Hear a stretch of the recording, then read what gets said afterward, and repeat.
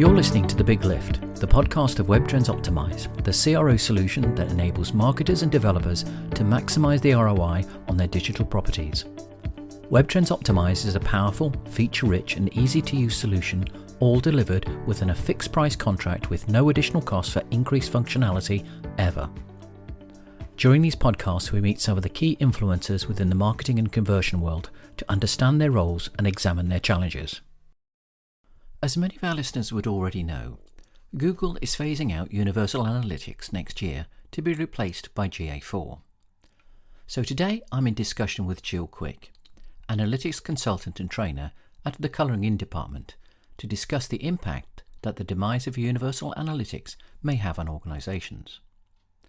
We talk about some of the new features in GA4, what features are going away, and most importantly, what organisations should be doing to get their house in order for the transition. So Jill, as a marketer myself, I've always told my friends that marketing is not the colouring in department, but it's much more methodical, analytical and focused on revenue than ever before, especially as we're all buying more online. So why choose the colouring in department as your company name? So the story for the colouring in department came from a slur, I think you would probably refer to it.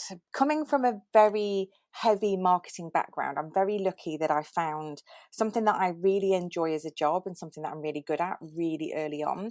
And I noticed in a lot of the jobs that I was in, I was referred to as the colouring in department, regardless of what I was doing. So I could have been doing A/B testing or usability testing or SEO, email, whatever. There were still a lot of people that looked at me and my department as the revenue takers, the people that did all that nebulous stuff. You know, we need an eco-roller, a banner. And I thought, okay, I'm going to own the phrase. Like, yes, we are the colouring in department. We are the department that needs to get your channels right and your messaging and your marketing. But pointing to what you said about what you think marketing is about, it definitely can't exist without some form of measurement. The two go hand in hand. Yeah. I think that's right. I think most people would, in the olden days, think that marketing was very fluffy and things like that, but we are definitely much more analytical now than we ever have been. And I think that's very, very useful to do that. We're going to talk about GA4 in a moment, but you've been an author and blogger with Smart Insights for nearly 9 years. I know you're going to be very busy doing what you're doing, especially around the adoption of GA4. How do you manage to get the time to write articles? So the article side of thing normally comes from either training I've been doing or work I've been doing with students. If I find that something's resonating, or I find from speaking to people, and that's the beautiful thing, that the world is now opening up a little bit more, that you can start to talk to people that use the technology and use the tools, you can find lots of ideas and insights and problems in particular that people are having. The article writing and the guide writing comes genuinely, it sounds a bit soppy, but from a love of what I do. So it doesn't feel like work when I'm writing up thoughts or things that have happened and guidance to what's happened with my work, because it's something that I enjoy so much. So as much as I'm not doing it all the time, I'm not a full-time author, but I do enjoy it when I do it. And I would think that you're probably using some of that stuff that you learn in your day-to-day, not only for authoring the blogs, etc., but actually feeding that back into doing maybe 360-degree feedback on yourself with regard to the training that you're doing. I mean, it's that phrase, isn't it? If you think you know something, try and teach it. It's really true. Like you're told, like, you know, here's a topic, write about it, and do people understand what you've written? Is it correct? It's a good sense checker. Not enough people do that, you know, and I often see blogs that are written by different people which basically haven't checked out all the facts that they've written, and you kind of think, that's not quite right, and you lose confidence in people like that. And obviously what you do is built around confidence. People want to know what you've got to offer, and you have to be confident about it. So I think it does do a great service to yourself to be constantly reviewing what you're doing, and by writing about it, I'm sure you get that opportunity. Yeah. So let's move on to GA4, because it's a pretty hot topic now amongst many other hot topics within the marketing department. But GA4 has been rolled out since, autumn of 2020. but many organizations have been very sluggish to adopt.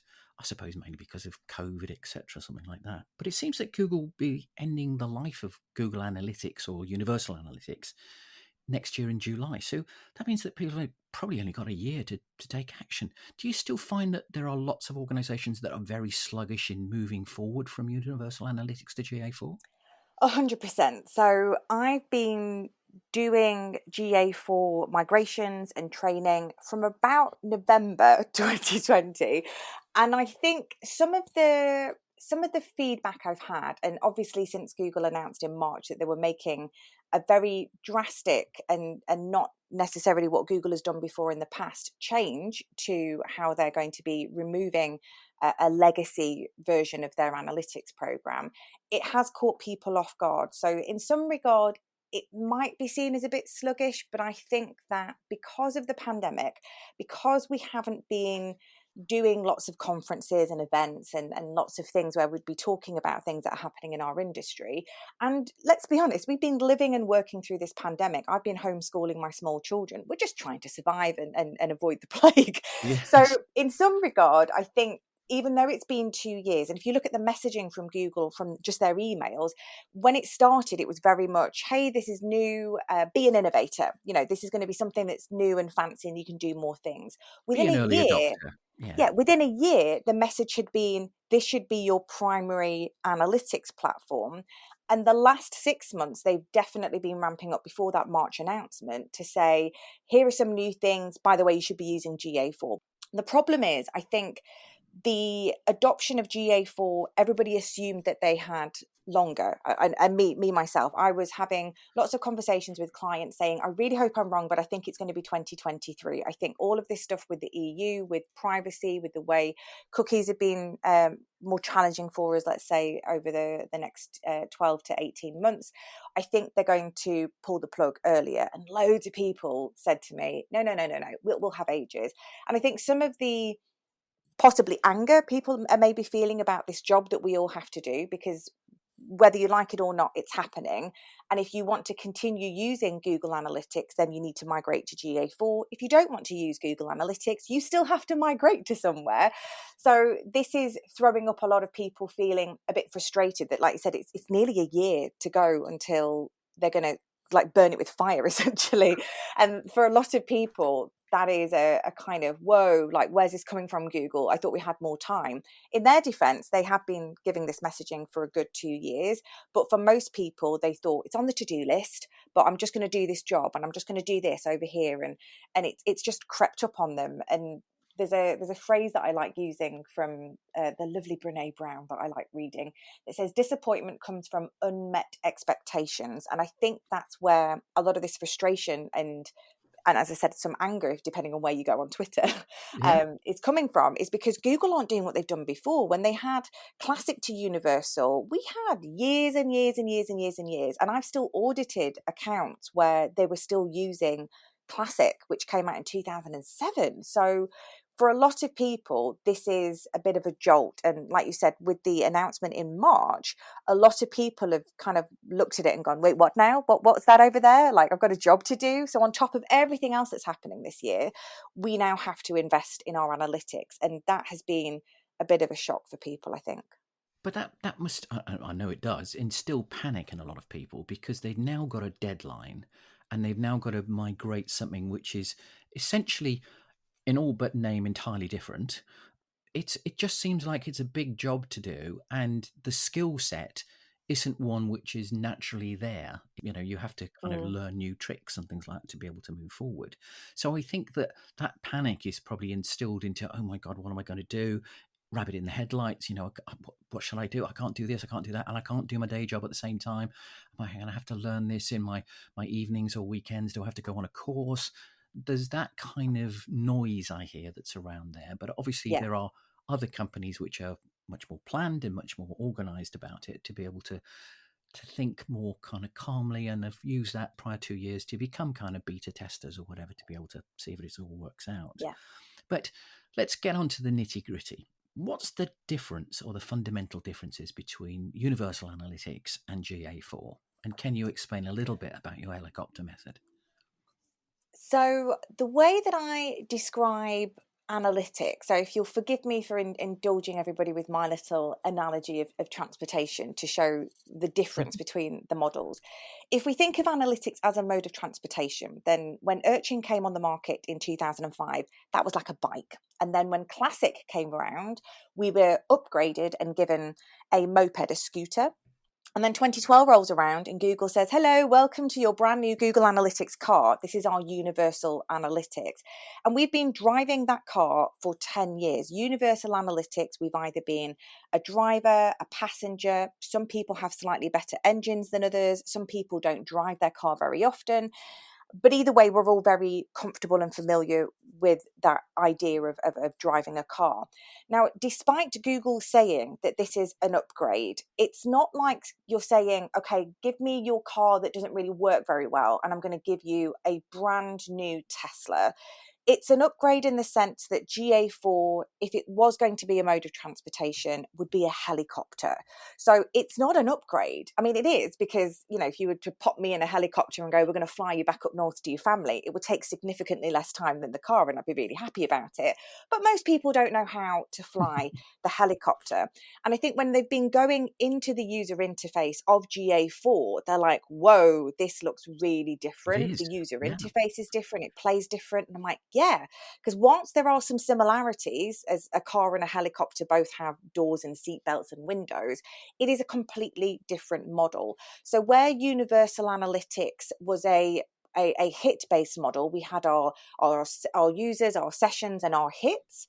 In GA4, this helicopter is a pure event-driven model. So we have users and events. And this is, for myself included, having been an analytics consultant now for over a decade, it is such a mind bending flip to go, oh, page view, no longer a hit, now an event. Like it's still, it's taken me some going, and they're not named the same way. So what was a dimension and a metric and an event category action label in Universal Analytics in the car, I now have a different event name and parameter in GA4. So I'm still referring to a checklist whilst I get some brain neurology neuro pathways changing for me to work on this. So it is different, and if you start to think that it's going to be apples for apples, you're going to be disappointed. You can't expect GA4 to be similar to Universal, because it is that helicopter car analogy. Really, they are different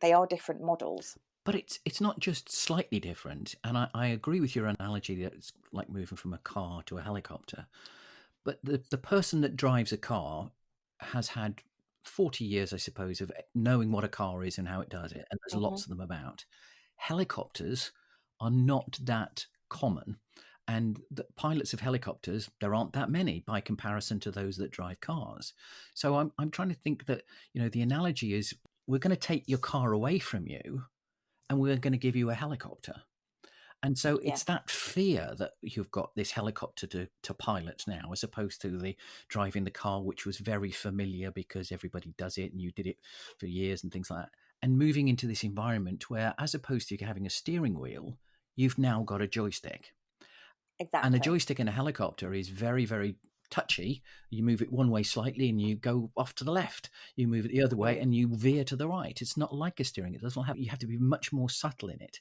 And my understanding of looking at the interface, it's now calling everything an event, but it doesn't feel the same as the way that you looked at it before in Universal Analytics. Yeah. And I think that even though it is different, putting an optimism spin on this, change is challenging, but change also brings opportunities. And I think as marketeers, as practitioners in any field under that very wide umbrella term, the way that analytics has evolved in some ways, because Universal hasn't changed for nearly a decade, and we haven't really seen any massive changes in Universal for about 5-6 years. I used to do a lot of in-person training, and I didn't really need to change my slides when it came to the user interface because it didn't really change, So whereas at the beginning I was constantly changing my decks, when it came to the last 5 years, I'm like, nope, this interface is exactly the same, and it's the same, and it's the same, because nothing really innovative had happened. So maybe if this was released a little bit earlier, that people would have more time to adapt to it. But for whatever reason, it's come out as it in the wash, so to speak. The way that Google's decided to bring this model to market, I think because it is so different, that's probably one of the biggest things that people are going to have to get their head around, is to understand this data model. I will say though that it brings quite a nice kind of, what's the word I'm looking for this? It's almost mathematical. It's a nice process. It's a nice procedure. It's very clean. You know, it's not like you can name your events in Universal Analytics a million different ways, Mm-hmm. and some people are very creative in the way that they label their events so that they're nonsensical. I do like that with GA4 there is a consistency with how event names and parameters are structured. There is a number of recommended events that Google have provided, which for me means I can move between accounts and people are going to be using the same naming conventions for standard things, which means when you're looking at reporting, let's say you are going to pull all your data into maybe Data Studio or maybe a BigQuery report or something like that, we are building scripts and commands based on the same language, you know, because people aren't going to be creative in the way that they've labeled maybe their e-commerce event tracking or whatever they've done for form completions. So I do like that. And there are things that we can do in the helicopter that I get really excited about. And it's a really good opportunity with this handover coming down the track, so to speak, that you get to review how you are currently collecting and configuring your data and having a really honest conversation with your teams and your organization about how you are as a company when it comes to that famous phrase that we all love and hate, that data-driven, data insights organization. I have been kept very busy over the last decade doing Mm-hmm. audits, and I'm yet to find an account that hasn't had some issue with the collection and configuration. And if you have an issue with your collection and configuration, then the reports that everybody obsesses over are wrong. And I refer to this as confabulations of data, lies honestly told. So everybody's looking at the reports and they're going, the graph's going in this direction, and here's a metric and here's a number. But if that number hasn't been collected and processed Mm-hmm. properly, then you are basing your decisions on lies. But nobody goes in doing this on purpose, or at least I'd like to think that they're not trying to deceive people on purpose. So it's a good opportunity to take stock of how you are currently collecting data and how you use it. A question I ask a lot of people when we talk about their migration plans in our scoping sessions is to focus on, what do they need the data to do? What questions are they trying to answer? And that helps me understand what is the best measurement strategy for them, what's the best tactic available for them. And if I get responses like, well, we don't really use it, or I just look at it on a Friday when I'm bored, then it brings the question to say, do you want to be data insight led? Do you want to have numbers to back up your hypotheses or to justify your marketing strategy or not? Because if you don't want to do that, then is it worth investing? Are you just going to be a person that goes, I'm just going to kind of go with my gut feeling and we're not really going to bother reporting? But I'd like to think that for a lot of people, that's not actually the way that they want to work, that they do want to have some justification to what they're doing, something to back up that growth. We can't really avoid reporting on numbers, can we? Like we've gone a long way from marketing in the probably the 60s or the 70s, Yeah. where having an advert was enough and you saw some Yeah. lift. We want to know what we're doing with our money, what we're doing with our resources.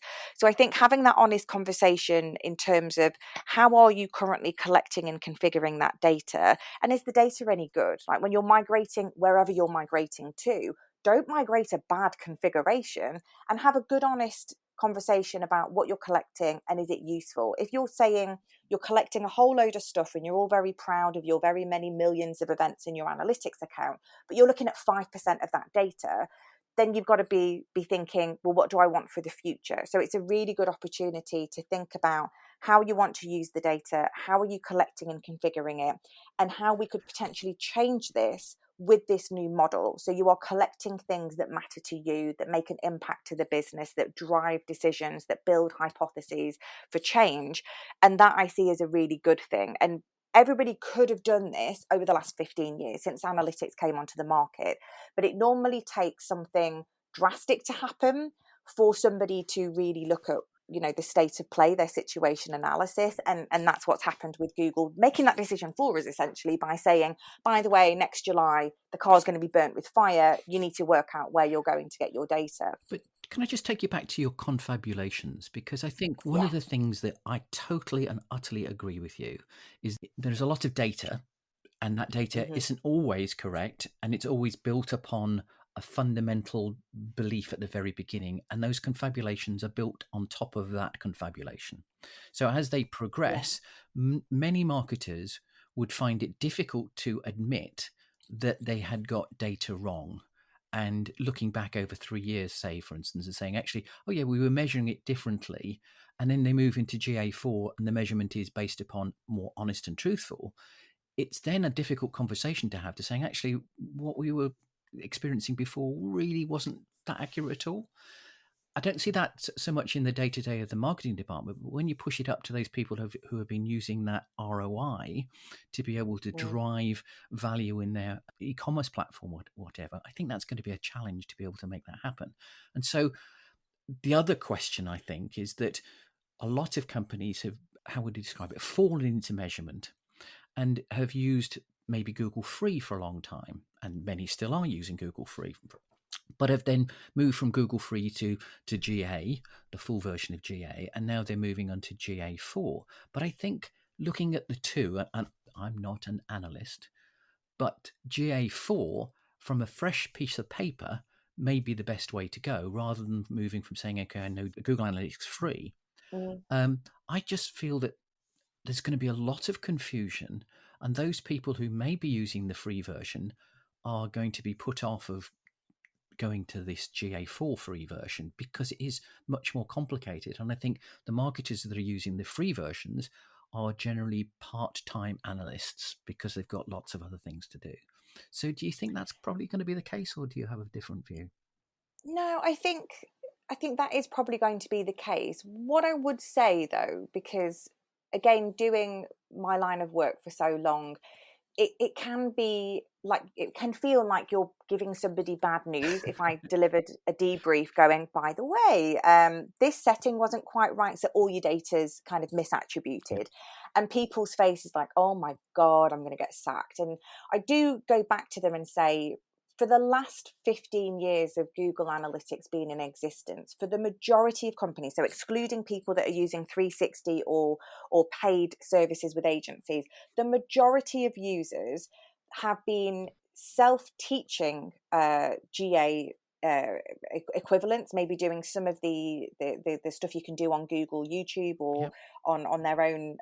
You can do qualifications, can't you, with Google, although they need to change that now for GA4, come to think of it. Because there's no formal training and there's very little documentation, and there's this very kind of who did the work, like where does the responsibility lie kind of finger pointing that goes on when I'm doing scoping calls for UA audits, because a lot of people assume that maybe the web agency did it, then another department might assume that it would fall under IT, and then somebody else would go, well no, we thought that was marketing because you're the ones that are using Google Analytics to justify your website, because that's what it's for. It's not there for a shopping accounting system, it's a marketing tool to help us understand what's going on with our websites. And I think when you add all of that together, that people are going to have to turn around to people when they're reporting more senior and saying, look, the numbers look different. One, they're calculated differently. So there's an education piece for stakeholders and internal people to say the numbers are going to look different, but here's why. Different data model, cars, helicopter. Most people get their heads around that. If there's a really wild difference in the output, the reports that you're looking at, even with those variations of the data model, then I think you just have to put your hands up and say, we don't know what we don't know. If there's no formal training, no budget lines for analytics, and you just join a company and they go, hi, John, welcome to the company. Here's your login. Off you go. And you're assuming that the account that you're looking at is correct. And depending on your settings, you may never even see the admin configuration. So you're going on blind trust that what you're looking at is collected and configured properly. And I think with this move of GA4 and the potential, well, very large potential for some people to decide to go to other platforms that are available, I think we are moving into an analytics paid budget line in our marketing audits and reviews and budgets, because we are moving away from the free version for sure. You're going to have to put some effort into it, because it is getting more challenging to measure things. So be kind to yourself, I guess, is the message for this. It's not, nobody's going to be telling you off and wrapping your hands. It is a learning journey that we're all going on to move away from the car to the helicopter. And it was something that I was talking to Anna Lewis from Polkadot Data a couple of weeks ago about the historical data, because obviously if the car's going to get burnt with fire, where do you get your data? Mm-hmm. And there's a question around, what do you potentially export and save for the future, for maybe your historical references? And she pointed out that the last couple of years have been crazy. So they're not following normal patterns and trends because of lockdowns and issues with supply chains and wars going on, that, you know, the data maybe won't be that insightful for you in future years, but not all data is equal. So you don't have to export absolutely everything. And doing a situation analysis and seeing what you are currently collecting and putting a note to it to say, this is our, I don't know, default channel grouping. This is the website traffic from a big aggregate viewpoint, but this is how it's being collected and configured, and that's why the numbers do this. And then you present GA4 or GA4 360, or maybe you do Adobe or something else, and you then say, and this is how this is calculated, and that's where the differences are for it. I know some people that have just gone, stuff it, we're not even going to reference GA universal, we're just going to go straight in and start to use the GA4 mechanisms. Although a lot of people I'm working with are still using the car as their primary source of truth, and we're working on GA4 as the secondary, with a viewpoint of obviously switching that over in the next 6 to 9 months. Because So I'm assuming you can run them in parallel then. yeah, and I would still say to do that. Like the people I'm working with, we are getting GA4 set up, which is still, they're doing a lot of development, John. Like they are bringing out features left, right, and center.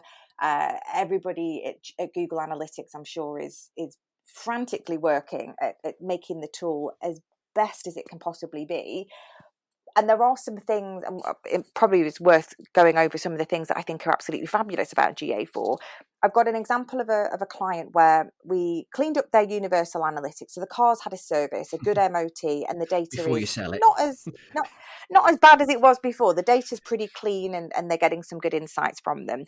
We had GA4 set up in parallel, and even though we're not using GA4 as the primary source of truth, we're still doing a lot of our analysis in Universal and in BigQuery. There's things we can do in GA4 that you just cannot do in the car, and we've been using that to supplement our strategies and our ideas of what to do with our paid media budget, our SEO, that kind of thing. So one example of things that I love doing in GA4, even though people complain and going, oh, you've got to go into all pages or the equivalent of all pages in GA4, and it is listed as a title tag. And I would admit, what sort of sociopath is going to be looking at their website traffic by title tag? Yep. Nobody. So you have to change it to say, oh, can it please be the URL? And then it will show the URL, and then you'll see the page views. But on the right-hand side of there, it's almost like it's banner blindness. It now, for the first time ever, has users and new users. This schema doesn't work in Universal for us to do that. So you can now turn around to people and go, here's these campaign pages. Here are these new pages we launched on the website. And you're not just saying, here's how many times the page loaded, the page views.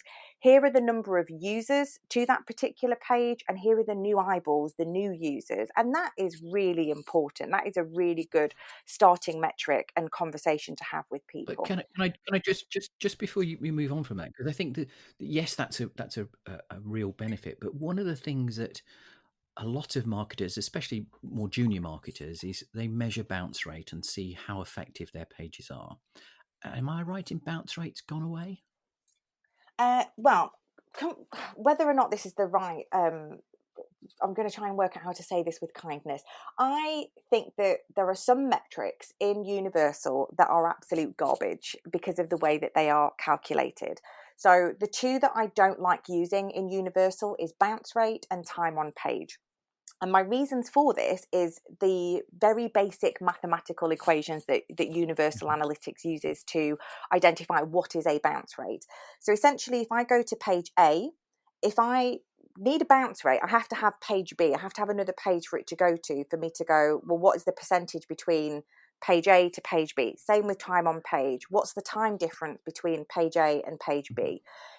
That's fine until you get pages where 15 years ago, to do anything on a website, you were 3 clicks away at best. Most cases it was more. And we've gotten to a point now where you can drive traffic to a single page. And I am delighted as a customer. I complete all of the intended actions that I want. I've had a wonderful experience, but I don't go to any other page on the website.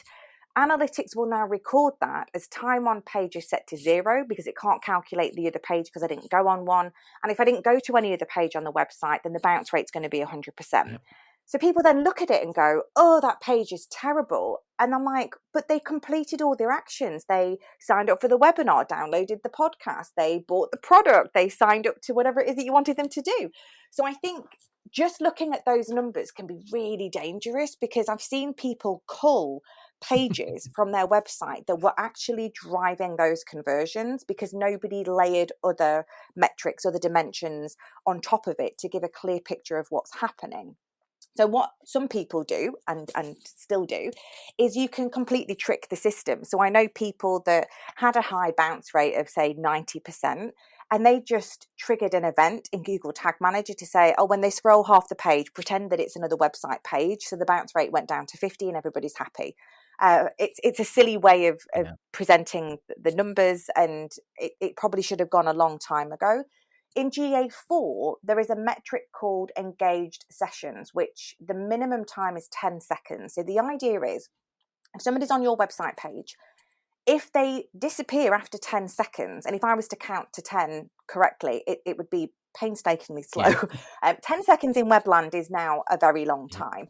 So anything in that 10 seconds is going to be classed as a non-engaged user, and anything above 10 seconds is going to be classed as an engaged user. Because there's been an awful lot of sentiment on bounce rate, and some of that sentiment I think comes from legacy reports to board members and stakeholders that think that's the number. They don't understand marketing, they don't understand the ins and outs, the technicalities of whatever it is that you're doing, but they're still under the belief that bounce rate is the gospel metric. So they panic. And what I've heard Google Analytics 4 are doing is bringing in a version of bounce rate, which is the engagement, but the other end of it, so the inversion of it. So if you're the 10 seconds before, then you're a bounce, and then 10 seconds over, you're now engaged. Personally, I got really frustrated at this noise because I'm like, Google, can you do things like exclude query parameters, because I'd really like that. Can you provide more conversion rates? I'd really like that. And instead they were focusing on bloody bounce rates. And I'm like, no, Google, there are other things you need to fix here with this program if you want more people to adopt to it and move over. So I think that there is going to be a re-education of what is the new bounce rate in GA4. But I believe that the same not necessarily the same metrics, but the same idea is unfortunately going to be carried over. I think you'll still be doing A/B tests because somebody's going to come in going, my engagement metric isn't doing what it's meant to be doing, instead of digging into, peeling the orange or whatever analogy you want to use of understanding the root cause and the root issues of that page. So, sorry, I did interrupt you on that. You were going through some of the benefits of GA4. So perhaps you can just continue with that, and we can, then I've got a couple more questions I need to ask towards the end. So we've got, so I said about the page views with users. Yes, I like that. I really like the funnels in GA4. Now, the funnels in GA4 are basically the really good funnels that you only used to get if you were on 360. This is, in my opinion, a massive win for a lot of businesses that would never have the budget to go over to 360. And one of the reasons I really love it, two main factors. One, they can be applied retroactively. So previously in the Universal Analytics car, if we built a destination URL as a conversion goal and there was lots of steps and we created a funnel, it would only start giving me data the day that we created it. Same for e-commerce. If I built a funnel in my e-commerce conversion data, then it would only start tracking the day that you created it. In GA4, provided you have been collecting those events, it will be applied retroactively, which is chef's kiss wonderful from me. But we also get to play around with a little button on the bottom, which is show elapsed time. Because in the core configuration, there is an event that fires quietly in the background that records by milliseconds what's going on that particular website. So we now have an opportunity to look at a funnel and then see the steps of that funnel, apply it retroactively and see how long it takes people to do that conversion. And that is really powerful to turn around to senior stakeholders or people that you're reporting to, whether you're an agency or in-house, and saying, right, hypothetically, it takes 2 days from somebody that adds to basket and then converts. Let's brainstorm some strategies on how we can get that conversion faster. Like, what's going on? Is it a usability problem? Would remarketing fix it? Like, what can we be doing? And I think that's amazing that we can do that. There's also path analysis where you can pick an endpoint. So somebody downloading a file or signing up to your newsletter, buying something, and then you can basically click through backwards and it will show you the path that person had before they got to that endpoint. I really like this because I've tried to do something similar in Universal by looking at the behavior flow reports, but I always found them too difficult to work with. They were really heavily sampled. They looked pretty, but they didn't really do very much. I kind of, depends if you're much of a fan here for the Kardashians, but in my mind, they were the Kardashians of analytics. Like, they looked good, but there wasn't really a very strong purpose behind them. How you could get the Kardashians into a conversation on analytics, I couldn't. I mean, maybe. I mean, they might come and see me for this, and maybe cut that bit out of the podcast. They're lovely, you know, it's fine. But then we'd also have potentially building conversion sequences in your advanced segments. But I'd be guessing, you know, if you've got a massive data set, I'm like, let me be a mind reader and think how your website visitors may be going through your website. That is, I mean, if I could do that as a skill, I wouldn't need to work. I would be making an absolute fortune. It's really difficult to do. So I like that these funnels and path analysis take away a lot of the imagination side of it, of, oh, I think this is what's going on. It's going to give you some harder figures. I also really like, because it's an event-driven model, that we can now use audiences, and audiences for me are the absolute star of GA4. The hard bit is getting the data. So get the data collected, configured, and get all the events that you need in your conversions and whatnot. But the audiences, they're not audiences like paid media was in Universal, where you build some audiences, it goes off to the paid media team and they will build audiences to remarket against them or buy lookalike audiences. Audiences in GA4 could be used for paid media, but we can also use them for your analysis. We can use them to create an event, and we can use that to then build a conversion. And with these audiences, we can layer different event parameters and values. We can also add in event counts, and we can add in time. So I can build an audience now to say, show me people that bought twice in the last month, or show me people that looked at 5 blog posts this month and the webinar but didn't sign up for the free trial. Show me people that went on this campaign page and after 5 minutes they signed up. I can't do that in Universal Analytics. So I really like that I've got this opportunity to build really complicated statements, which kind of reminds me when I was a marketeer and we used to do a lot of email marketing where it ran on a lot of these segment rules, you know, if this, then that, and then if they did this, give me that. It's applying that methodology almost to your analytics again. And that, again, is very powerful to start building more than just, oh, they bought a product or they signed up to the newsletter. We can apply recency, frequency, value proposition ideas now to our analytics because of this data model. So there's a lot of possibilities here to really amplify and outwork your competition, because that's all we're trying to do here with it. Whatever you're doing in your marketing stream, we're trying to be better than the competition, and they're trying to figure this stuff out as well. So having this in your arsenal as part of your measurement strategy to collect data that is valuable to you and use that data to drive insights and use the data to act on it. Because one of my biggest bugbears is spending time and resources collecting data and then nobody uses it. Or they just look at it and go, that looks interesting, and they don't do anything with it. The whole point of reporting is to get an action. You are either getting somebody to sign off a strategy, you're either launching something and you want to push a particular product, whatever.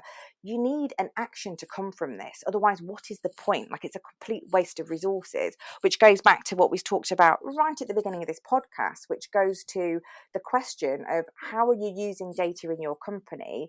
And do you want to be using the data to drive your insights? Because if you're not, go and buy a cheap tool that's just going to give you basic hit counter data because you want something to feel a bit, what's the word I'm looking for? A bit tangible for the work that you're doing. You know, oh, I've done all this marketing. Here's some numbers to back up the thing that you can't really see that I'm doing. Yep.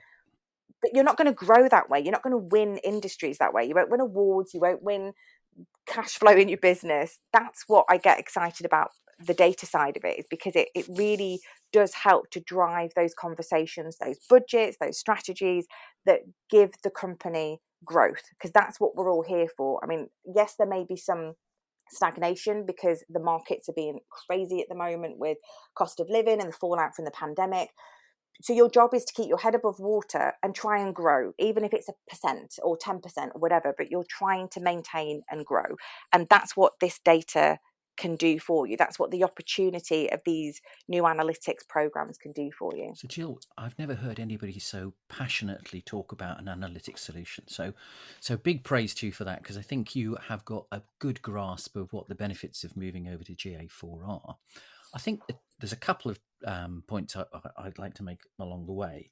Is first of all, it seems like you now need a helicopter pilot as opposed to a car driver, and therefore the skills that are necessary to do that are going to be very few and far between, because there's only people like you that really got to grips with it now, and there isn't a pool of big resources out there to be able to say, oh, well, I need to have an analyst who understands GA4. You can't buy one yet. You can't hire one. You can hire one, but you can't actually employ somebody with that because it's quite new. Yet I think to get the best out of GA4, you have to understand how to fly the helicopter. So do you think agencies are going to fill that gap? And do you think agencies are again seen as, and this is no slight on agencies, but there's a lot of people that say they're a jack of all trades and master of none? I would say, so my message on GA4 is new. And yes, I know a lot about GA4, but it is my job to know this. So I always say that to people when they go, oh my God, I don't know any of this. I didn't know any of this either before it came out. So everything can be learned. You just have to focus on what do you need to learn and how deep do you need to learn for your particular job. So there will be some people listening to this that will be writing BigQuery SQL strings to query the data in GA4 helicopters, you know, and that might scare some people. Other people just need to know how to kind of sit in it and look around, kind of thing. So there's a different degree to it. I would say that in the last year, I mean, I've been doing a number of talks on GA4. I've been doing podcasts on GA4. I've been doing webinars on GA4 for a good 16 months now. So I think there is an appetite that people that were kind of on the it's on my to-do list best kind of look at it now, and those that ignored it are now going, oh my God, I've now got to learn all this stuff.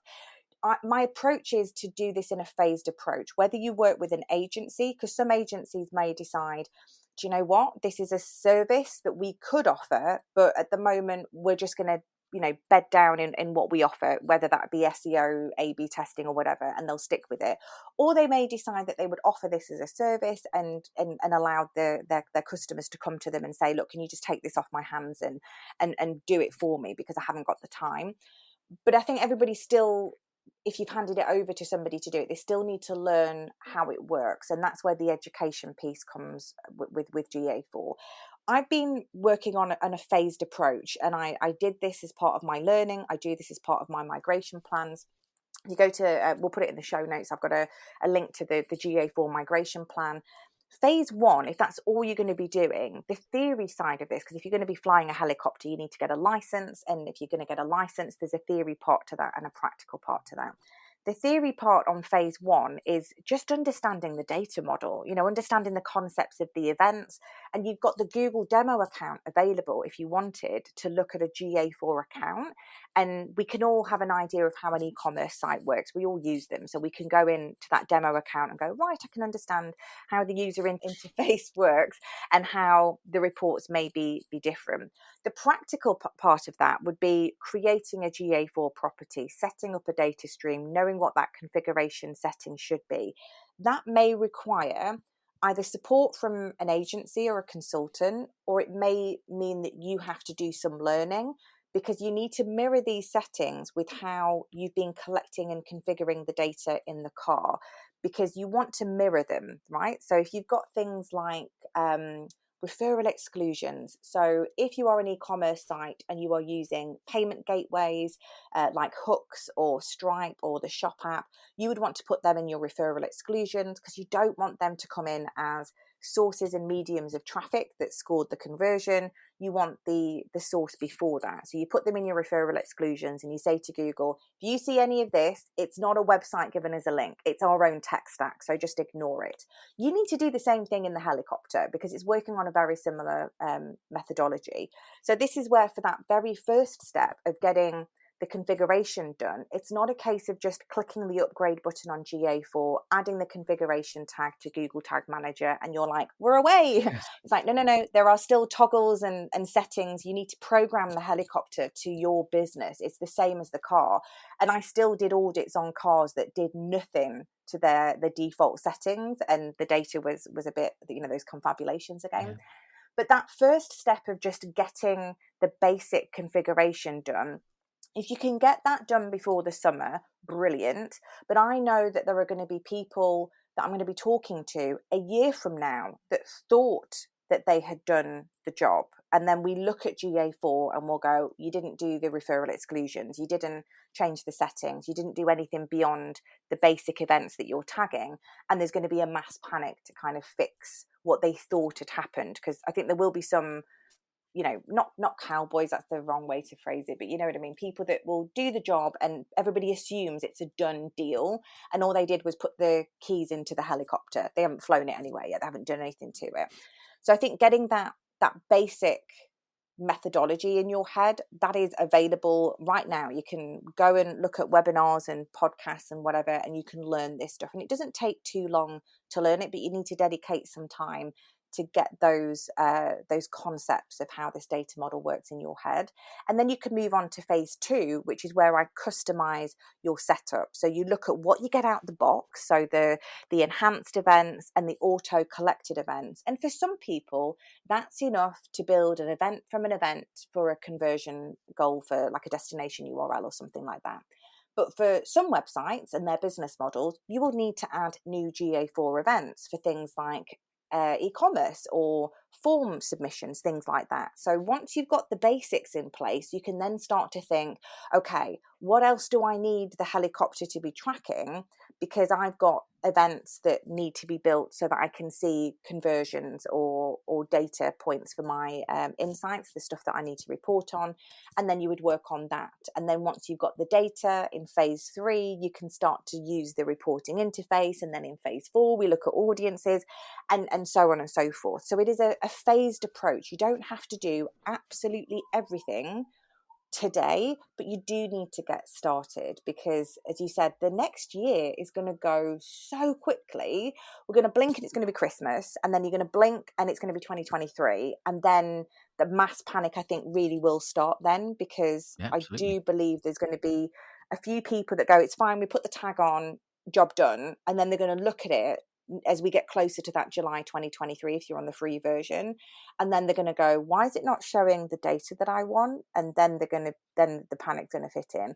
or you can take the time to do it properly. But it is a skill that you can learn. We all start from somewhere, and whatever you do in life, whatever jobs that you do, none of us got to where we are. We were talking about this before, weren't we? About, I was talking to my children about making mistakes and practicing.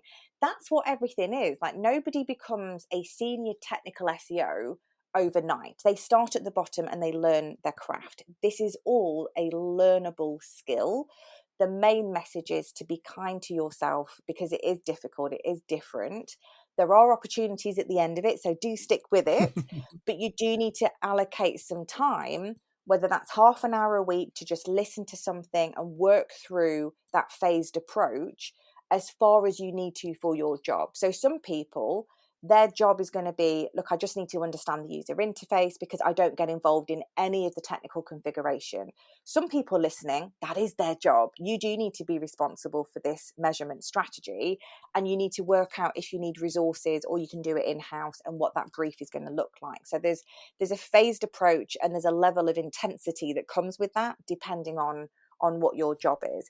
And I really do hope that, like the Google Analytics Academy that they created for GA3, I'm really hoping they create something similar for GA4, because that was always really useful to get the basics of how the UA data model worked and what you could do with it, and then you went off and built your card to suit your requirements. I really hope we get more documentation through from Google Analytics, because there is some information that I've seen that is not 100% correct, and that's fine, because like I said, we're all learning how to do this, and Google keeps changing things as well. So you'll look at a YouTube video and it's different because they change the interface on a dime. So it's a challenging time, but it's a good opportunity to really use data for the purpose that it was meant to, which was, drive those insights and grow and smash it, and all those other positive phrases you can think of. So, Jill, it's been a blast this last, I think it's 45, 50 minutes. And I think there's an awful lot that we've covered, but I'm sure there's an awful lot more. So I'm actually, as part of the podcast, I'm going to point people at your website anyway, which is thecoloringindepartment.com, for people to go to you and ask you questions directly if needs be, to be able to find out more. Because I think we're in this, I won't say early stage because it seems very late stage now, but people are now starting to take it seriously because of the warnings that's happening in their GA Analytics banner at the top. And there is a bit of panic setting in. But I'd like to thank you for your enthusiasm, for your energy, for your passion about Google Analytics, and especially GA4. And I'd like to perhaps come back in maybe a year's time, when people are implementing it, to see what the fallout was, if there was any, and see how I'd things. love That'd that. be a really good idea to come back and say, okay, what happened in those 14 months since we talked before. So, Jill, thank you very much for your time, and thank you for having me. I will be sure to keep you in touch with any feedback we get from this. But for now, thank you. Thank you, John.